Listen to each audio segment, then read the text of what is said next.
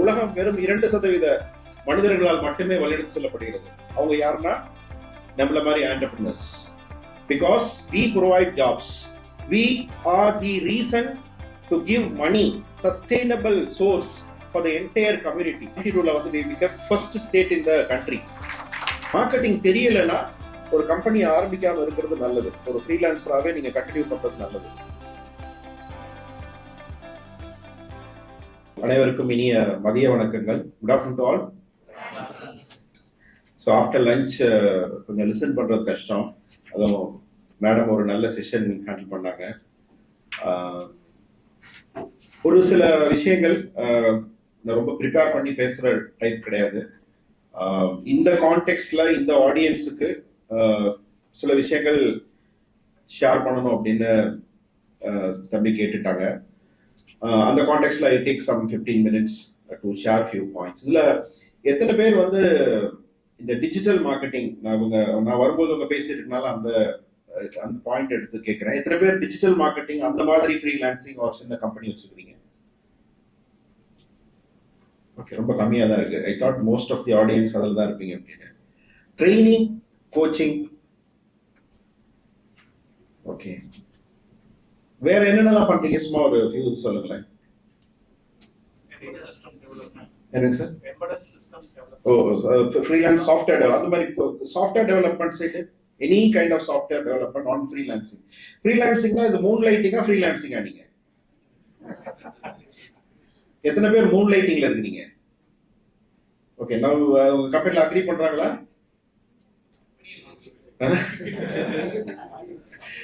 Okay, so Moon லைட்டிங்ல இருந்து Sun லைட்டிங்க்கு வரணும்னு எத்தனை பேர் எதிர்பார்க்குறீங்க? குட். ஸோ சன் லைட்டிங்னு ஒரு கான்செப்ட் இருக்குதான் எனக்கு தெரியல. நான் என்ன சொல்றேன்னா ஒரு ரியல் ஆண்டர்பிரினர்ஷிப்புக்கு, சரிங்களா?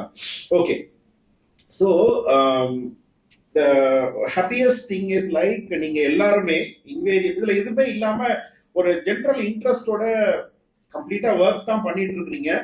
ஆனா இது ஏதோ ஒரு ஈவெண்ட் நடத்துறாங்க, ஏதோ ஃப்ரீலான்சிங் பத்தி பேசுறாங்க அப்படின்னு கேட்கிற அந்த இன்ட்ரெஸ்ட்ல எத்தனை பேர் வந்துருக்கீங்க? அதுலயே 2-3 பேர் இருக்கிறீங்க. Very good, very good. Right.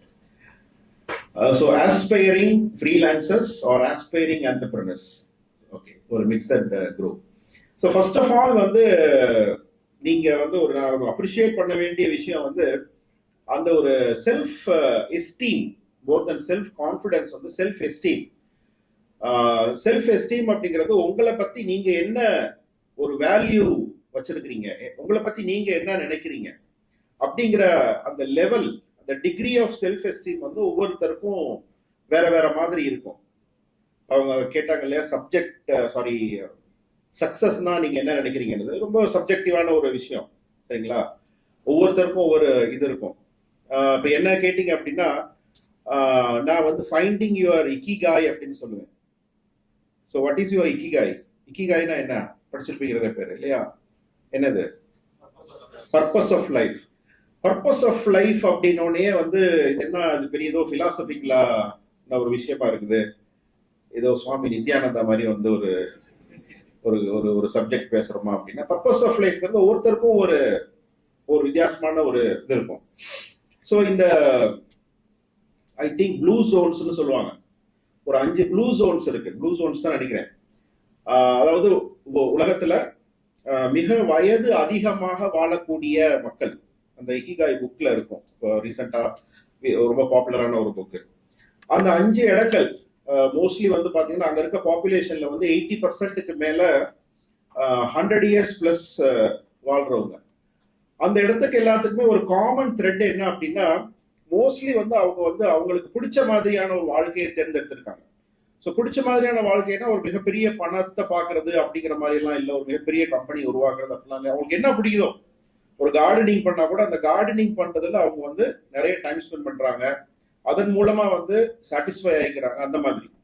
Okay, so அந்த கான்டெக்ட்ல வந்து பாத்தீங்கன்னா நீங்க வந்து ஒரு ஃபர்ஸ்ட் ஸ்டெப் வந்து நீங்க உங்களுக்கு பிடிச்ச ஏதோ விஷயத்த ஒரு ஒரு ஒரு ஒரு கம்பெனி அப்படிங்கிற ஒரு செட்டப்புக்குள்ள, அதாவது ஒரு ஒர்க் அப்படிங்கிற செட்டப்ல இருந்து தாண்டி வெளியே வந்து ஒரு சுயமா நீங்க வந்து நாம நிக்கணும் அப்படின்னு அந்த செல்ஃப் எஸ்டீம் உங்களுக்கு இருக்கு. இதுக்கு ஒரு பெரிய கைத்தட்டல் உங்களுக்கு எல்லாம் நீங்க கொடுத்துக்கணும் முதல்ல, சரிங்களா? ஸோ இது வந்து ரொம்ப ஒரு முக்கியமான ஸ்டெப்.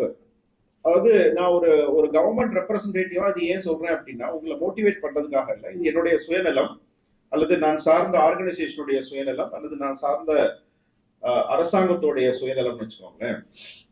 இந்த மாற்றம் ஒன்றே மாறாதது அப்படின்னு சொல்லுவாங்க. Change is the only constant factor ever, ரைட்டுங்களா? இப்போ நீங்க இந்த டிஜிட்டல் மார்க்கெட்டிங் பத்தி கூட இப்போ பேசிட்டு இருந்தாங்க நான் வரும்போது. ஸோ இந்த மார்க்கெட்டிங் எல்லாம் ஏன் ஆரம்பிச்சது, எப்படி ஆரம்பிச்சது அப்படிங்கலாம் வந்து நீங்க அதெல்லாம் கத்துக்கிறது ரொம்ப ரொம்ப முக்கியம். ஏன்னா ஒரு ஃப்ரீலான்சரா இருக்கட்டும், ஒரு அதுல இருந்து அடுத்த ஸ்டெப்புக்கு போகக்கூடிய ஒரு கம்பெனியை கிரியேட் பண்ற ஒரு சிஸ்டம், ஒரு ஒரு ஒரு ஒரு ஸ்டெப்பா இருக்கட்டும், பேசிக்கலி உங்களுக்கு மார்க்கெட்டிங் வந்து ரொம்ப ஆழமா உங்களுக்கு தெரியணும். மார்க்கெட்டிங் தெரியலைன்னா ஒரு கம்பெனியை ஆரம்பிக்காம இருக்கிறது நல்லது. ஒரு ஃப்ரீலான்சராகவே நீங்க கண்டினியூ பண்றது நல்லது. ஏன்னா உங்களுக்கு என்ன கோர் டொமைன், சொன்ன மாதிரி ஒரு ஒரு குறிப்பிட்ட டெக்னாலஜியில வந்து எனக்கு தெரியும், அந்த சர்வீஸை வாங்கிக்கிறதுக்கு 4 பேர் இருக்காங்க, 4 கம்பெனி இருக்குன்னா அதுலேயே கண்டினியூ பண்றது நல்லது. Unless and until you know about marketing, unless and until you are passionate about marketing, are you are ஒரு ஒரு மார்க்கெட்டிங் உங்களுக்கு வந்து புரியுது, அதை பத்தி திங்க் பண்ண முடியுது, அல்லது ஒரு கோஃபவுண்டர் இருக்காரு, யாராவது 2 பேர்ல ஒருத்தருக்கு ஒரு 3 பேர்ல ஒருத்தருக்கு வந்து மார்க்கெட்டிங் அடிப்படைகள் தெரியுது அப்படின்னா, மார்க்கெட்டிங் தான் டிஜிட்டல் மார்க்கெட்டிங் கிடையாது. டிஜிட்டல் மார்க்கெட்டிங் வந்து ஒரு ஜஸ்ட் ஒரு டூல் அல்லது ஒரு அவென்யூ. ஒரு மார்க்கெட்டிங் அப்படிங்கிற மிகப்பெரிய ஒரு ஒரு ஒரு டொமைன்ல ஒரு சின்ன பகுதி தான், ஒரு மீடியம் தான் டிஜிட்டல் மார்க்கெட்டிங். ஸோ இந்த நான் இன்னைக்கு நேரம் கருதி நான் அதை பத்தி நான் பேச வரல. பட் பேசிக்கா வந்து மார்க்கெட்டிங் தெரியணும் அப்படிங்கிறது ரொம்ப முக்கியமா வச்சுக்கோங்க. ஸோ நான் சொல்ல வந்த பாயிண்ட் வந்து, நம்ம இந்த மாற்றம் ஒன்றே மாறாதது அப்படிங்கும் போது, நீங்க எல்லாம் இன்னைக்கு வந்து இந்த மாதிரி ஒரு 200 பேருக்கு மேல நீங்க இங்க கூடியிருக்கிறது வந்து ஒரு ரொம்ப சந்தோஷமான விஷயம். என்னுடைய வேலையை வந்து தமிழ்நாட்டில் ஒரு ஒரு நல்ல ஒரு ஆண்டர்பிரினோரியல் ஈகோ சிஸ்டம், ஒரு ஸ்டார்ட் அப் ஈகோ சிஸ்டத்தை உருவாக்குறது என்னுடைய வேலை. ஸோ அந்த வேலை வந்து ஏன் இப்ப பண்றோம், கவர்மெண்ட் எல்லாம் ஏன் பண்ணுது, இந்த நான் சொன்ன இந்த மாற்றம் அப்படிங்கிறதுக்கும் இப்ப நாங்க பண்ணிட்டு இருக்க ஒர்க்குக்கும் என்ன ரீசன், அதுல உங்களுடைய பங்களிப்பு என்ன? ஏன்னா நம்ம பேசக்கூடிய விஷயங்கள் வந்து ஆடியன்ஸோட கனெக்ட் ஆகாம அல்லது ஆடியன்ஸுக்கு தெரியாம அப்படி இருந்ததுன்னா அது வந்து யூஸ்லெஸ். உங்களுக்கும் டைம் வேஸ்ட், எனக்கும் டைம் வேஸ்ட். ஸோ உங்களுக்கும் அதுக்கும் கனெக்டட் என்ன கனெக்டட்னஸ் இருக்கு, உங்களுக்கு இதனால என்ன பலன் அப்படிங்கிற மாதிரி வந்து ஒரு சில ஃபேக்ட்ஸ் நம்ம பார்க்கலாம். ஒரு அதாவது நம்ம மனித குலம் தோன்றிய நாளிலிருந்து, from the day 1 of the humanity, mankind தோன்ற நாட்கள்ல இருந்து, அதாவது குரங்கில இருந்து மனிதன் வந்த, அந்த சிம்பன்சில இருந்து மனிதன் வந்த அந்த நாள்ல இருந்து இன்னைக்கு வரைக்கும் ஒரு 3 பெரிய ரெவல்யூஷன் சொல்றாங்க. ஒரு 3 பெரிய மாற்றங்களை வந்து மனித குலம் சந்தித்திருக்கிறது. ஃபர்ஸ்ட் வந்து cognitive revolution. The cognitive revolution is what differentiating man from animal. So அந்த குரங்குக்கும் நமக்கும் அல்லது அனிமல்ஸுக்கும் நமக்கும் உள்ள வித்தியாசம் வந்து காக்னிட்டிவ் ரெவல்யூஷன், சிந்தனை ஆற்றல், ஒரு விஷயத்தை சிந்திக்கிற அந்த தன்மை. இதுதான் மனிதனுடைய மிகப்பெரிய இது. அதான் முதல் எவல்யூஷன் அல்லது ரெவல்யூஷன், ஒரு பரிணாம வளர்ச்சி அல்லது ஒரு புரட்சின்னு கூட சொல்லலாம். 2வது ரெவல்யூஷன் வந்து ஒரு 12,000 வருடங்களுக்கு முன்னாடி நடந்த அக்ரிகல்ச்சரல் ரெவல்யூஷன். அது வரைக்கும் ஹண்டர் கேதரர், வேட்டை சமூகமாக இருந்த மனிதன், ஒவ்வொரு ஊரா நாடோடிகளா ஓடிக்கொண்டே இருந்த ஒரு மனிதன். இன்னைக்கு தான் நம்ம வந்து நான் இந்த மதம், நான் இந்த காஸ்ட், நான் இந்த லெவலு அப்படிலாம் பேசுறோம். எல்லாருமே ஒரு காலத்துல நாடோடிகளா இருந்த மூதாதையர்களுடைய வழித்தோன்றல் தான் நம்ம எல்லாருமே. ஸோ அந்த கான்டெக்ட்ல நீங்க பார்க்கும்போது அந்த ஹண்டர் கேதரா இருந்த மனிதன் வந்து குறிப்பா இந்த நதிக்கரையோர நாகரிகங்கள்ல, ரிவர் பேங்க்ஸ்ல வந்து செட் ஆகி அங்க வந்து விவசாயம் பண்ண ஆரம்பிச்சு, விவசாய முறைகளை கண்டுபிடிச்சு, இப்படி வந்து அது வந்து அந்த இது வந்து ஒரு செகண்ட் பிகெஸ்ட் புரட்சி. அதுக்கப்புறம் தான் இந்த லேண்ட் ஹோல்டிங், ஒரு நிலத்தை உடைமையாக்குறது அப்படிங்கிற அந்த கான்செப்ட்லாம் வர ஆரம்பிச்சுது.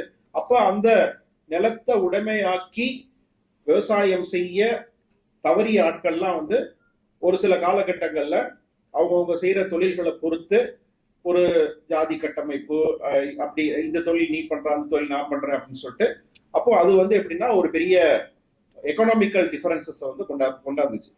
இது ஏன் இதை நான் ஒரு இந்த இடத்துல ஒரு ஃப்ரீலான்சர்ஸ் உடைய கான்ஃபரன்ஸ்ல நான் ஏன் இந்த ஹிஸ்டரி, சோசியாலஜி எல்லாம் பேசுறேன் அப்படின்னா,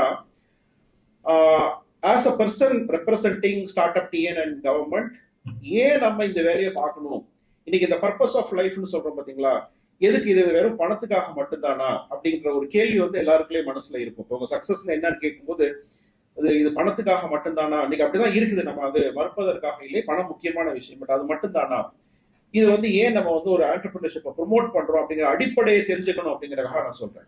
இது ஒரு பெரிய ஒரு ஒரு விஷயம், அதை நான் ரொம்ப சுருக்கமா சொல்றதுக்கு முயற்சி பண்றேன். அப்போ ரெண்டாவது வந்து இந்த மனிதன் வந்து அந்த விவசாய புரட்சியில வந்து ஒரு சில பேர் வந்து ஒரு அக்ரிகல்ச்சர் லேண்ட்ஸ் வந்து அவங்க ஹோல்ட் பண்ணிக்கிறாங்க, அதுக்கப்புறம் சில பேர் வேலை பார்க்குறாங்க, சில பேர் அந்த ப்ரொடியூஸ்ல எடுத்துட்டு விற்கிறாங்க. இப்படி ஒரு மாதிரி வந்து அந்த கல்ச்சர் வந்து மாறுது. இது ரெண்டாவது புரட்சி. மூணாவது புரட்சி வந்து ஒரு 500 வருடங்களுக்கு முன்னால் வந்த இண்டஸ்ட்ரியல் ரெவல்யூஷன், தொழில் புரட்சி. இதுதான் வந்து ஒரு மிகப்பெரிய புரட்சி இந்த மனிதகுல வரலாற்றிலேயே. கிட்டத்தட்ட நம்ம இன்னைக்கு 2024 இருக்கிறோம். ஒரு 1500 600 அந்த வருஷத்துல இருந்து வந்த ஒரு 1200 ஆரம்பிச்சுன்னு சொல்லுவாங்க. 1200லயே, பட் ஒரு ப்ரிடாமினென்ட்லி வந்து பாத்தீங்கன்னா ஒரு 1500 அதுக்கப்புறம் தான் வந்து அது ரொம்ப ரொம்ப வளர்ச்சி அடைஞ்சு கம்பெனிகள் அப்படின்னு உருவாகுது. இந்த மாதிரி தான் உங்களுக்கு வந்து இந்த வளர்ச்சி வருது.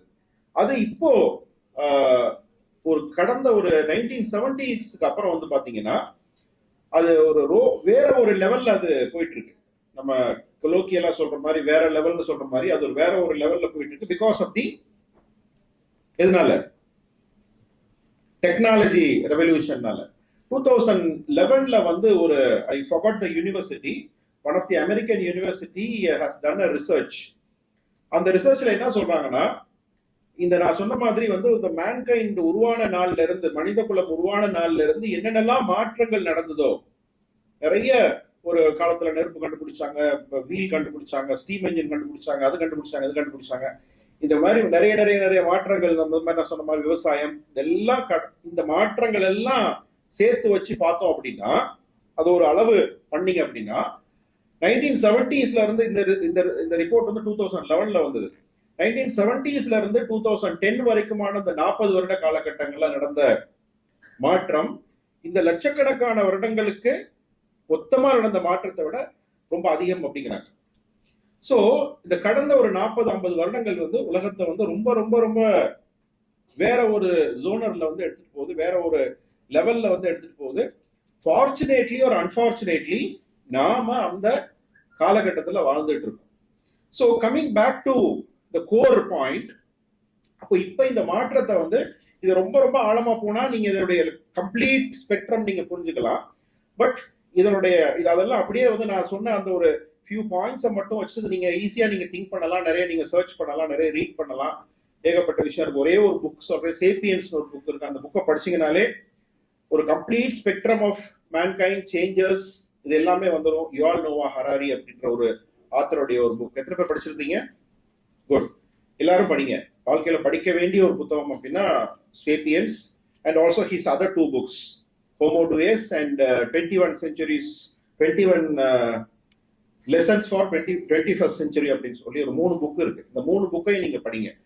இவரை வந்து நம்ம lorry page, Elon Musk, mark Zuckerberg, இந்த மாதிரியான ஒரு 3 பெரிய இந்த காலத்துல நம்ம எல்லாமே ரொம்ப வியந்து பார்க்கக்கூடிய ஃபவுண்டர்ஸ் வந்து இவர் யுவால் நோவா ஹராரியை என்டோஸ் பண்றாங்க. அவர் சொல்றதை வந்து லிசன் பண்ணுங்க அப்படின்னு சொல்லிட்டு. So future generation. ஸோ இப்போ இந்த காலகட்டத்தில் வந்து என்ன ஆகுதுன்னா, ஒரு ஃபைனான்சியல் ஸ்ட்ரென்த்தை வந்து நம்ம வந்து கிரியேட் பண்ண வேண்டியிருக்கு.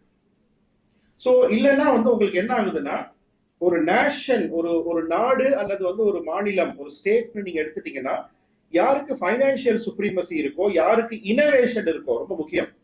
இனோவேஷன்ங்கிறது ரொம்ப முக்கியம். இந்த டெக்னாலஜி நம்ம பேசும்போது இந்த கடந்த 40 வருஷத்துல வந்து இந்த டெக்னாலஜிக்கல் அட்வான்ஸ்மெண்ட் வரும்போது இதை யாரு ரூல் பண்றாங்க, இந்த டெக்னாலஜி யாரு உருவாக்குறாங்க, இந்த டெக்னாலஜில இருந்து யாரு பணம் பண்றாங்க, யாரு வந்து நிறைய வேலைகளை கொடுக்குறாங்க, இதுதான் வந்து இன்னைக்கு வந்து நீங்க என்னதான் நம்ம வந்து பிலாசபி பேசினாலும் ஸ்பிரிச்சுவாலிட்டி பேசினாலும் ஒரு அந்த டெரிட்டோரியல் இது வந்து ரொம்ப முக்கியம். அது அவ்வளவு சீக்கிரம் மாறாது. இது என்னுடைய ஊரு, என்னுடைய கிராமம், என்னுடைய மாநிலம், என்னுடைய நாடு அப்படிங்கிற அந்த ஃபீலிங் வந்து மாறாது. அது பொதுவாக நாய்களுக்கு எல்லாம் பாத்தீங்கன்னா அந்த டெரிட்டோரியல் இது வந்து ரொம்ப ரொம்ப ஸ்ட்ராங்கா இருக்கும், ப்ரோக்ராம்டு மாதிரி இருக்கும். மனிதர்களுக்குமே அது உண்டு. அதனாலதான் இன்னைக்கு வந்து என்னதான் டெவலப்மெண்ட் வந்தாலும் இந்த இன்னமும் வந்து வார் இந்த மாதிரி பிரச்சனைகள்லாம் அங்கங்க வந்துட்டு இருக்கு. இஸ்ரேலை சுத்தி வந்து தொடர்ந்து வந்துட்டு இருக்கு. ஸ்டார்ட் அப் நேஷன் தான் இஸ்ரேல். பட் அவங்க வந்து டே டு டே ப்ராப்ளம்ஸ்லேயே வாழ்ந்துட்டு இருக்காங்க, அவங்களும் கிரியேட் பண்றாங்க. ஸோ இந்த மாதிரி வந்து எல்லா இடத்துலையுமே வந்து அந்த டெரிட்டோரியல் இது வந்து நம்ம நிர்ணயிக்கணும். அப்படின்னா ஒரு கண்ட்ரி வந்து இனோவேஷன்லையும் ஆண்டர்பிரினர்ஷிப்லையும் இன்னைக்கு வந்து இது இருக்கும். இது வந்து நான் சொன்ன இந்த பல மாற்றங்கள், cognitive revolution, agriculture revolution, industry revolution, technology ரெவல்யூஷன்ல வந்து இன்னைக்கு வந்து பாத்தீங்கன்னா நீங்க வந்து அந்த ஒரு ஆண்டர்பிரினோரியல் நேஷனா, ஒரு ஆண்டர்பிரினோரியல் ஸ்டேட்டா வந்தீங்கன்னா தான் நீங்க வந்து ஒரு ஒரு உலகத்துல வந்து நீங்க வந்து ஒரு ஒரு கன்சிடரபிள் கன்சிடரேஷன், ஒரு நம்ம வந்து ஒரு சமூகத்துல ஒரு மதிப்புன்னு நம்ம பார்க்கறோம் இண்டிவிஜுவலா. ஸோ அது மாதிரி நம்ம ஸ்டேட்டுக்கு வந்து உலகத்துல வந்து ஒரு கன்சிடரபிள் கன்சிடரேஷன் அல்லது வந்து ஒரு வேல்யூ அப்படின்னு நம்ம கிரியேட் பண்ணோம் அப்படின்னா நிறைய ஆண்டர்பிரினர்ஸ் வரும். That's what we are working towards mass entrepreneurship, and our honorable chief minister has said $1 trillion GDP by 2030. சரிங்களா? இதெல்லாம் ஏன் அப்படின்னா ஒரு பேராசைங்கிறது இல்லை, அது வந்து தனிப்பட்ட விஷயமா இருக்கும். பட் இன்னைக்கு இந்த மாற்றங்கள் வந்து இன்னைக்கு இப்படி இருக்குது. சரிங்களா? இது சரியா தவறா அப்படிங்கிற ஆராய்ச்சிக்கு நம்ம போக வேணாம். சரிங்களா? நம்ம அதுல இருந்து பின்தங்கிட்டோம் அப்படின்னா இன்னைக்கு எப்படி நம்ம ஊர்ல ஒரு மீனியல் ஜாப்ஸுக்கு, கட்டிட வேலைக்கும் ஹோட்டல் வேலைக்கும், அது நான் அவங்கள குறைச்சி சொல்லலை, தரம் தாழ்த்தி சொல்லலை, இது வந்து நம்ம பல வருடங்களுக்கு முன்னாடி துபாய் சிங்கப்பூர்னு போயிட்டு இருந்தோம் நம்ம ஊர்ல. இன்னைக்கு வந்து நம்ம தமிழ்நாட்டுக்கு வந்து வட மாநிலங்கள் நிறைய பேர் வேலைக்கு வராங்க. என்ன காரணம்னா நாம வந்து எக்கனாமிக்கலி கொஞ்சம் பவர்ஃபுல்லா இருக்கும். ஸோ ஒரு சில இந்த மாற்றத்தை வந்து ஒரு சமூகமா தான் நம்ம எடுத்துட்டு போக முடியும். ஸோ ஃப்ரீலான்சிங் அப்படிங்கிறது வந்து உங்களுடைய முதல் தைரியம். அடுத்த தைரியம் வந்து நம்ம வந்து ஒரு நிறுவனத்தை உருவாக்கணும், நீங்க ஒரு 10 பேருக்கு வேலை கொடுக்கணும். ஸோ இதுல வந்து பாத்தீங்கன்னா எல்லாத்த விட நான் ஒரு என்னென்னலாம் சப்போர்ட் சிஸ்டம் பண்றோன்னு ஒரு 2-3 மினிட்ஸ்ல சில விஷயங்கள் சொல்றேன் அடுத்ததா. பட் அதை விட நான் இன்னைக்கு உங்களுக்கு சொல்லக்கூடிய ஒரு பவர்ஃபுல்லான ரிக்வெஸ்ட் என்ன அப்படின்னா, ஏன் பவர்ஃபுல்லான ரிக்வெஸ்ட்னு கேட்கிறேன் அப்படின்னா, இது ரொம்ப தேவையான ரிக்வெஸ்ட். உங்களுக்கு தேவை, எனக்கு தேவை, நம்ம ஸ்டேட்டுக்கு தேவை. அந்த மாதிரி ஒரு ரிக்வெஸ்ட் என்ன அப்படின்னா, இந்த செல்ஃப் எஸ்டீம், என்னால் எப்படி வந்து ஒரு விஷயத்த தனியா பண்ண முடியும் அப்படின்னு நினைக்கிறீங்களோ, அதை வந்து ஒரு 4 கம்பெனியோட அல்லது 10 கம்பெனியோட 100 கம்பெனியோட நீங்க கனெக்ட் பண்ணி உங்களுடைய திறமையை வந்து நீங்க சேல் பண்றீங்களோ, அதே மாதிரி வந்து நீங்க ஒரு ஆர்கனைசேஷனை எஸ்டாப்ளிஷ் பண்ற அடுத்த ஸ்டெப்புக்கு நீங்க போகணும். அதுக்கு வந்து நாங்க எல்லா விதமான உதவிகளும் செய்யறதுக்கு தயாரா இருக்கிறோம். இது உங்களுடைய அந்த செல்ஃப் எஸ்டீமை வந்து இன்னும் கொஞ்சம் நீங்க உயர்த்திக்கிட்டீங்கன்னா முடியும். அப்போ இதை இப்ப நான் ஒரு ஒரு ஒரு ஒரு ஆண்டர்பிரினர் தான் என் லைஃப் ஆரம்பிச்சேன். From the day one of my coming out of college, கல்லூரியிலிருந்து வெளிவந்த முதல் நாள்ல இருந்து ஐ வாஸ் அன் ஆண்டர்பிரினர். ஒரு ஐடி ப்ராடக்ட்ஸ் சேல்ஸ் பண்ண கம்பெனி இருந்தது, இன்னமும் இருக்கு.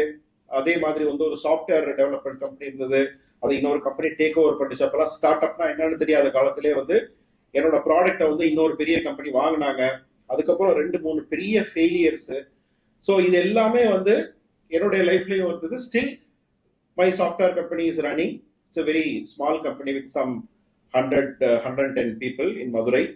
அதே மாதிரி வந்து 2012 வந்து ஒரு என்ஜிஓ ஒன்று ஆரம்பிச்சேன், நேட்டிவ் லீட் ஃபவுண்டேஷன். அதுக்கப்புறம் 2014 வந்து I started an angel investor network called Native ஏஞ்சல்ஸ்னு.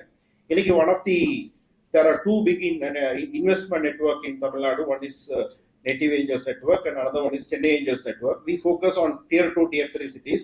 Every month we are investing around 3 to 4 crores in small startups. So இந்த விஷயங்கள்லாம் பண்றதுக்கு வந்து I'm a first generation entrepreneur. அப்போ வந்து ஒரு பெரிய மோட்டிவேஷன் இந்த மாதிரி எல்லாம் ஒரு சூழல்லாம் கிடையாது. சுத்தி வந்து நமக்கு பெரிய சப்போர்ட் சிஸ்டம் கிடையாது. இன்னைக்கு வந்து ஒரு பெரிய சப்போர்ட் சிஸ்டம் இருக்கு. நான் கவர்மெண்ட்டை மட்டும் சொல்லல, அவரு தம்பி சொன்னாரு இன்குபேஷன் சென்டர்ஸ் இருக்கு அப்படின்னு. 124 இன்குபேஷன் சென்டர்ஸ் இருக்கு தமிழ்நாடு முழுவதும். இந்தியாவிலே மிக அதிகமான இன்குபேஷன் சென்டர்ஸ் இருக்குது தமிழ்நாட்டில் தான். எல்லா இதுலயும் இருக்கு, both state government funded and government of India funded. So இது வந்து கோயம்புத்தூர்ல இருக்கு. கோயம்புத்தூர் அந்த கொங்கு ரீஜன்ல தான் நிறைய நம்பர்ஸ் இருக்கு. சென்னையில இருக்கு, மற்ற எல்லா ஊர்களையும் கொஞ்சம் வந்து ஸ்ப்ரெட் ஆகி இருக்குது. ஸோ இந்த இன்குபேஷன் சென்டர்ஸ்ல எல்லாமே வந்து நீங்க போய் உங்க ஐடியாவை சொன்னா உங்களை அடுத்த கட்டத்துக்கு எடுத்துட்டு போறதுக்கு தயாரா இருக்காங்க. நிறைய ஏர்லி ஸ்டேஜ் ஃபண்டிங் ஸ்கீம்ஸ் இருக்கு. இப்போ நாங்களே வந்து டான்சீட் அப்படின்னு சொல்லிட்டு ஒரு 10 to 15 lakhs கிராண்ட் கொடுக்குறோம். SC/ST பிரிவினர் இங்க இருந்தீங்கனாலும் சரி, அல்லது உங்களுடைய நண்பர்கள் இருந்தாலும் சரி, அப் டு 5 crores ஒரு கம்பெனில இன்வெஸ்ட் பண்றோம் ஈக்விட்டியில. இது வந்து நாங்க நோட் பண்றோம். எமர்ஜிங் செக்டார் சீட் ஃபண்ட், புதிய தொழில்நுட்பங்கள்ல வரக்கூடிய கம்பெனிஸ்க்கு ஒரு 100 crore ஃபண்ட் இருக்கு. ஸோ இந்த மாதிரி விஷயங்கள் எல்லாம் கவர்மெண்ட்ல இருந்து பண்றது. இதெல்லாம் ரொம்ப மினிஸ்கியூல், ஒரு ஸ்டேட்டுக்கு ரொம்ப ரொம்ப சின்ன விஷயங்கள் தான். அதே மாதிரி வந்து டான் ஃபண்ட்னு ஒரு பிளாட்ஃபார்ம் கிரியேட் பண்ணியிருக்கோம். கடந்த குளோபல் இன்வெஸ்டார் மீட்ல வந்து முதலமைச்சர் ஆரம்பிச்சு வச்சாங்க. இது என்னன்னா ஒரு பிளாட்ஃபார்ம் டான் ஃபண்ட் அப்படின்னு. இப்போதைக்கு கிட்டத்தட்ட ஒரு 211 வெஞ்சர் ஃபண்ட் கம்பெனிஸை வந்து நாங்கள் டைப் பண்ணியிருக்கிறோம். ஒரு 3000க்கு மேற்பட்ட ஸ்டார்ட் அப் அதில் ரெஜிஸ்டர் பண்ணியிருக்காங்க. ஸ்டார்ட் அப் கம்பெனிஸையும் வெஞ்சர் ஃபண்ட் கம்பெனிஸும் இணைச்சு அவங்களுக்கு ஃபண்ட் ரைஸ் பண்ணி கொடுக்க முடியுமா அப்படின்னு. அதே மாதிரி ஸ்டார்ட் அப் தமிழா அப்படின்னு ஒரு டெலிவிஷன் ப்ரோக்ராம் வந்து அதுக்கான வேலைகள் நடந்துட்டு இருக்கு.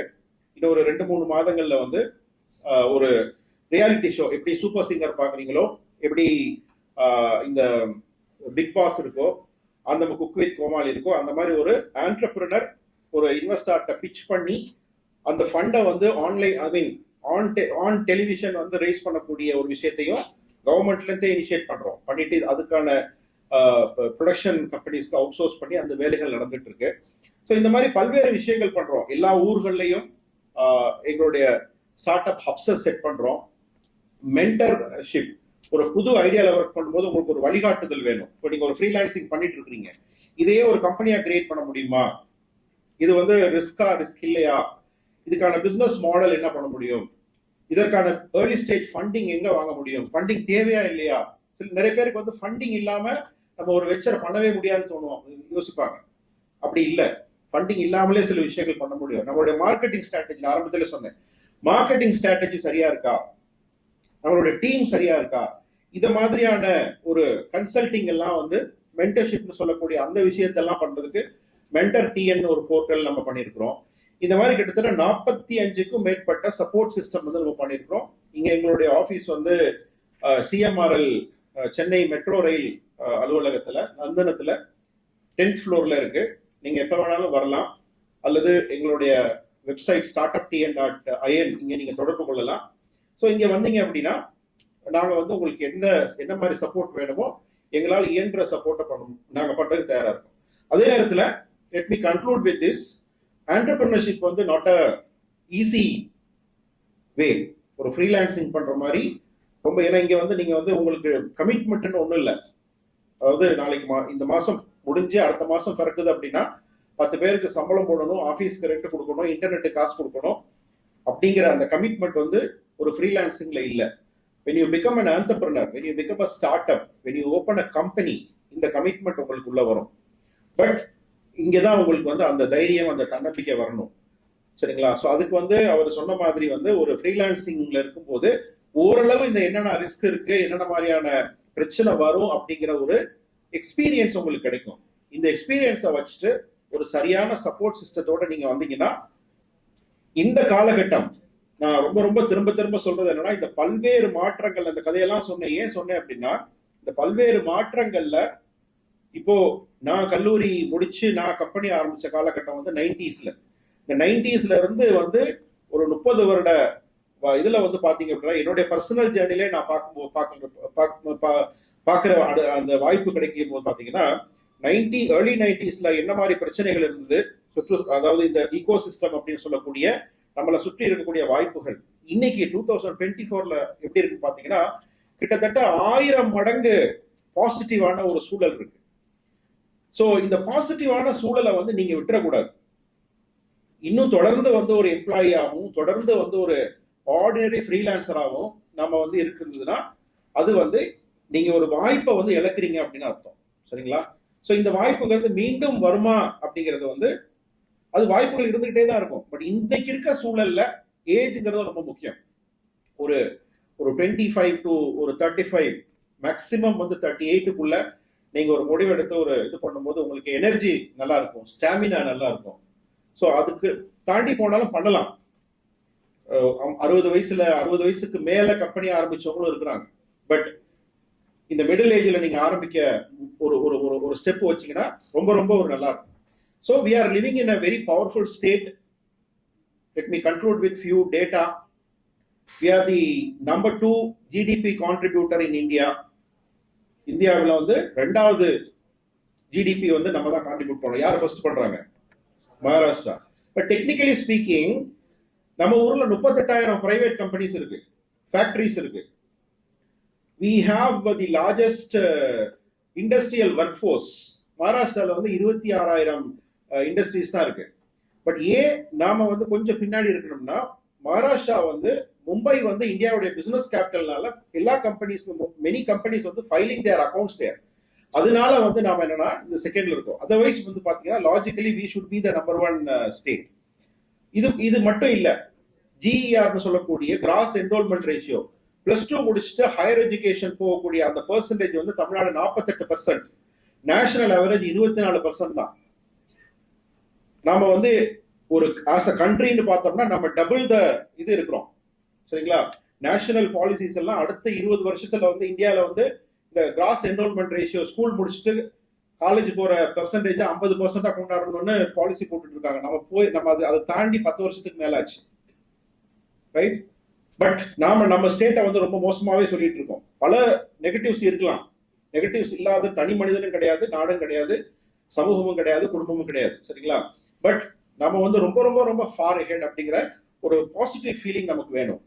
இன்னும் பாத்தீங்கன்னா ஹெல்த் கேர்ல 250 சிட்டிசன்ஸுக்கு வந்து ஒரு டாக்டர் இருக்கிற ஒரே மாநிலம் தமிழ்நாடு தான், which is at par with any Scandinavian countries, Norway, Sweden அந்த மாதிரியான வெல் டெவலப்ட் கண்ட்ரிஸ்க்கு ஈக்குவலான ஒரு மெடிக்கல் இது. இன்ஃபன்ட் மார்டாலிட்டி ரேஷியோன்னு ஒன்று இருக்கு. 1000 குழந்தைகள் பிறந்ததுன்னா எத்தனை குழந்தைகள் இறந்து போகுது at the time of birth அப்படின்னு. இங்க வந்து 17 தமிழ்நாட்டில். National average 35 or 36. சரிங்களா? அப்போ நம்மளோட ஹெல்த் கேர் சிஸ்டம் வந்து எவ்ரி நூக் அண்ட் கார்னர் நம்மளோட ஹெல்த் கேர் சிஸ்டம் இருக்கு. இப்ப ரீசெண்ட் டைம்ஸ்ல வந்து we became the first state for export readiness. இங்க இருந்து ஒரு எக்ஸ்போர்ட் பண்றது வந்து இலகுவாயிருக்கு. அதே மாதிரி வந்து ஈஸ் ஆஃப் டூயிங் பிசினஸ்ல வந்து நம்ம 3rd பொசிஷன்ல இருக்கிறோம். எலக்ட்ரானிக்ஸ் எக்ஸ்போர்ட்ஸ்ல நம்ம வந்து நம்பர் 1க்கு வந்திருக்கோம். இப்ப கூட நேற்று முன்னாள் கூட வந்து ஒரு நல்ல நியூஸ் வந்து இருக்கு. கூகுளோடைய பிக்சல் போன் ப்ரொடக்ஷன் இது எல்லாமே வந்து நம்ம தமிழ்நாட்டில் தான் பண்ண போறாங்க அப்படின்னு சொல்லிட்டு ஒரு நல்ல நியூஸ் வந்துருக்கு. ஸோ இது வந்து நம்ம வந்து we are living in a powerful state, we are living in a very very positive time. அது ரொம்ப ரொம்ப முக்கியம். சரிங்களா? ஸோ அந்த மாதிரியான இப்போ எங்களுடைய ஸ்டார்ட் அப் டிஎன்ஆர் இன்னும் கூட நான் இன்னொரு டேட்டா சொல்றேன். எங்களுக்கு ரொம்ப சந்தோஷமான டேட்டா. இந்த ஸ்டார்ட் அப் டிஎன் வந்து the government started in 2021 மிட்ல, 2022ல இருந்து தான் இது ஃபுல் ஆக்டிவேஷனுக்கு வந்தது.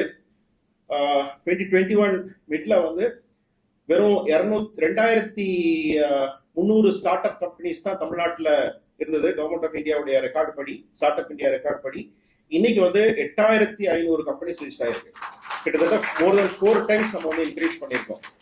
And most importantly Government of India started ranking states from 2018 onwards. 2018ல வந்து நம்ம கடைசியில இருந்தோம். 2021ல வந்து நம்ம 3rd வந்து 2022ல வந்து we became first state in the country. So இது எல்லாமே வந்து பாத்தீங்க அப்படின்னா I mean we share this credit, the first credit, state credit with Gujarat and Maharashtra and Karnataka also. நாலு ஸ்டேட்டுக்கு வந்து அவங்க அந்த ஃபர்ஸ்ட் பேங்க் கொடுத்துருக்காங்க. ஸோ இதெல்லாம் ரொம்ப ஃபாஸ்டா லாஸ்ட் ஒரு 2 to 3 yearsல வந்து நம்ம பண்ணியிருக்கோம்.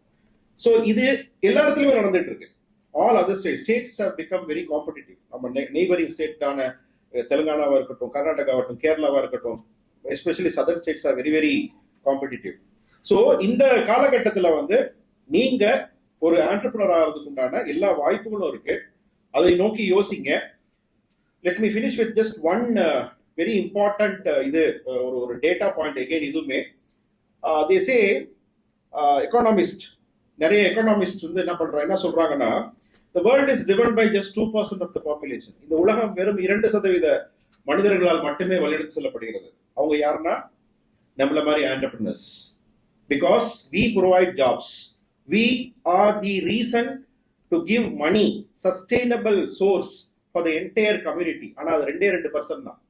But believe me, இங்க இருக்க ஒவ்வொருத்தருக்கும் அந்த கெப்பாசிட்டி இருக்கு to become part of the 2%.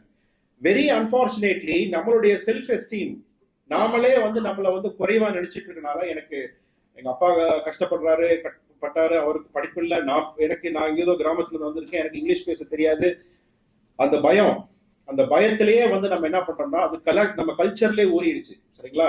Nothing. நம்ம இங்க இருந்து வெளியே போறோம், வீட்டுக்கு போய் சேருவோமா இல்லையாங்கிறதுக்கே யாருக்கு உறுதி கிடையாது இல்லையா? பயமுறுத்த நினைக்காதீங்க, ரியாலிட்டியா தான். ரைட்? எத்தனை பேர் சொல்லுவீங்க நான் கண்டிப்பா வீட்டுக்கு போயே தேருவேன் அப்படின்னு? சொல்ல முடியாது, என்ன வேணா நடக்கலாம். Life is so volatile. So நம்ம எதுக்கு 10 இப்படி இப்படி இப்படி இப்படி செஞ்சா அது போயிருமா, அப்படி செஞ்சா அது போயிருமா? No, you have to take risk. This is the right time and you are living in a beautiful place, powerful place. As government, we are here to support you. Wish you all the best. Thank you.